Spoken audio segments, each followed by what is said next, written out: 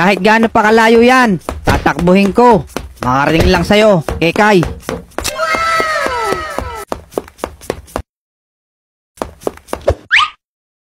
Kekay?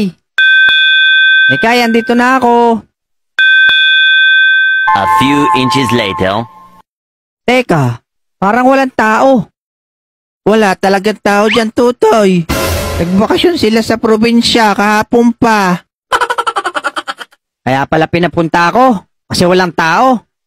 Gusto ata akong magbantay dito sa labas.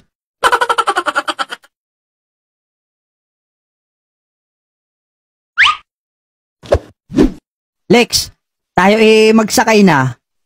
Eto na, nakasakay na nga ako. Manong, magkano ba pamasahe? 15 laang, Tutoy ang isa. Aba, Lex, ang mura ng pamasahe ah. Mura na yan, Tutoy. O sige, Manong, diniho sa likod ang masakit. Medyo dinihan nyo ng kunti. Ay, si Raul ang batari ah. Nanloloko ka ba? Hindi ho, sasakay ho talaga kami, Manong.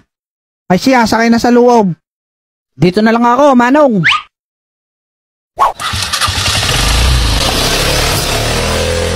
Nakaw, bakit naman tayo iniwan ni Manong?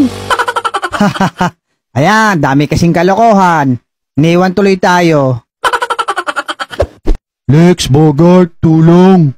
Oh, Abudo, anong nangyari kay Boy Kulot? Siguro, nilanghap niya sariling utot niya, Lex. Hindi. Nahulog siya sa punong nyog. Bakit naman? Habang nangunguha siya ng buko kanina,